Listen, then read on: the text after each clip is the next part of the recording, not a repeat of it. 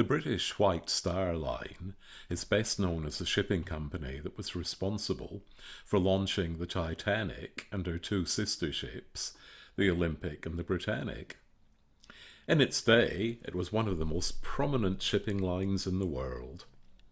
Many of the best-known 19th century and early 20th century liners were White Star ships. However, its day ended during the Great Depression, when ongoing losses and the prospect of bankruptcy forced it to merge with Cunard. It might come as a surprise that there is still one White Star ship in existence. That vessel is the SS Nomadic, launched in April 1911, and now preserved in Belfast near the slipway that saw the construction of the Titanic, namely the Harland and Wolff shipyards. Nomadic is sometimes called the Little Titanic because it was built as a companion vessel and was fitted out to the same luxury standards.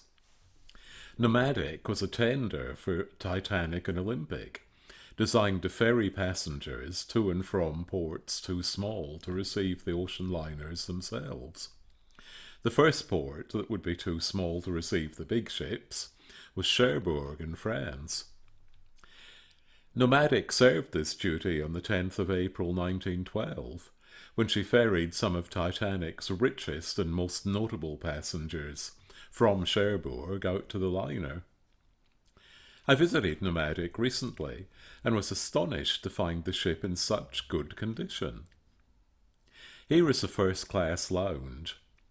This is where the ill-fated Titanic passengers would have mingled as they were tendered out.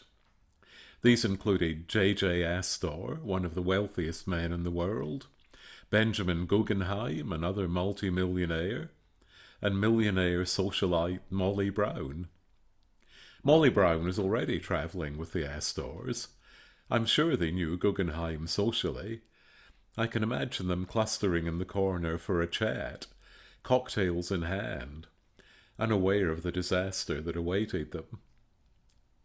The interior of Nomadic is probably the closest you will ever come to experiencing the ambience of the Titanic. You can also see that it's constructed by the same riveting techniques that were used in the bigger liners.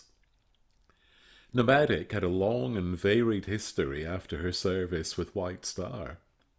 She was used for military duties in both World Wars, and later became a floating restaurant in the Seine in Paris. Her history is covered very well via on-board displays. She has now been extensively restored and is a permanent museum ship in dry dock. This shot is looking back from the deck of the Nomadic towards the Titanic Museum, situated beside the slipyard where Titanic and Nomadic were built. Apparently the locals nicknamed the building the Iceberg. I can see why.